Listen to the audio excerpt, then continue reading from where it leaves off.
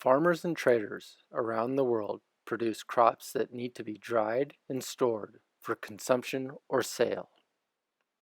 However, knowing whether the product is dry enough to be safe for storage, then for consumption, is a challenge. Storing improperly dried products can result in moldy food, food losses, and food that is unsafe to eat. Using the Horticulture Innovation Lab's one-page information sheet on how the dry chain works as a guide, this video will walk viewers through how to properly implement the dry chain and how to properly use the DryCard. The University of California, Davis's DryCard is a simple, low-cost dryness indicator that farmers, traders, and researchers can use to verify whether their product is dry enough for storage and whether their product remains dry during storage. Using a cobalt chloride strip that reacts to equilibrium relative humidity, or ERH, in the air of a sealed container and a corresponding color chart, users can accurately identify the dryness level of their product. Anything below 65 ERH, or not pink, being dry, and anything above 65 ERH, pink, being wet. One DryCard can provide repeated readings of dryness for up to 2 years if stored properly. Below 65 ERH, molds, bacteria, and fungus do not grow, so as long as the product is below 65 ERH, it is safely dried for storage or has been safely stored. This is the case for any dried commodity. This video explains how to properly use the DryCard. During or after drying, take a sample of the dried product and place it in a sealed container with the DryCard. For even more accurate measurements, keep the sample in the sealed container for several hours, then take the measurement. The container can be anything that is airtight. Using an airtight container ensures that the DryCard indicator strip is reading the ERH in the air around the product, which is equal to the dryness or water activity of the product itself in the container. Make sure the sample includes product from different depths and areas of the batch to get a good representation of product dryness.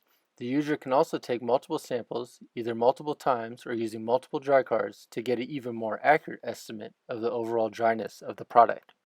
After the sample and the DryCard are both sealed in the container, wait 30 to 60 minutes to allow the product moisture to equalize with the air around it in the container and the cobalt chloride to react.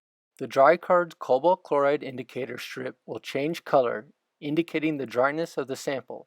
After 30 to 60 minutes, remove the DryCard and match the color of the indicator strip to the color chart.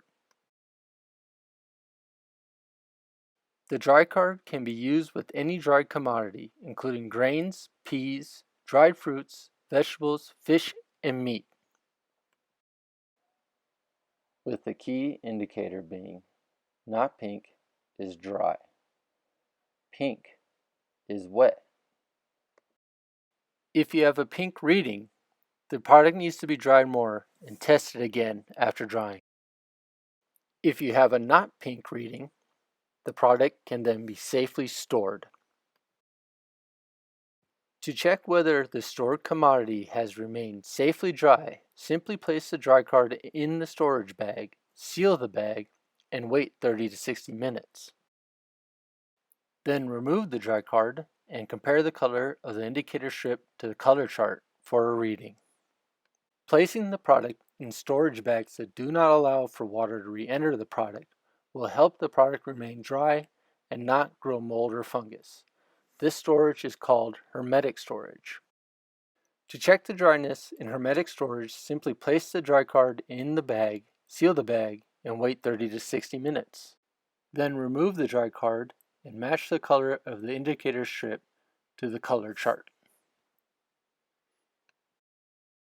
The process of drying products properly to below 65% ERH, then accurately checking the dryness of the dried product, then storing the product in watertight storage and confirming that safe dryness, as indicated by the green arrows on the right side, is called the dry chain. Make it dry, keep it dry. When you're done using the DryCard, store the card in an airtight container with some dry grain and out of the sunlight. This will keep the DryCard's indicator strip vibrant and clear for up to 2 years of repeated use. For more information about the DryCard and the dry chain, or where to buy a DryCard around the world, visit www.horticulture.ucdavis.edu.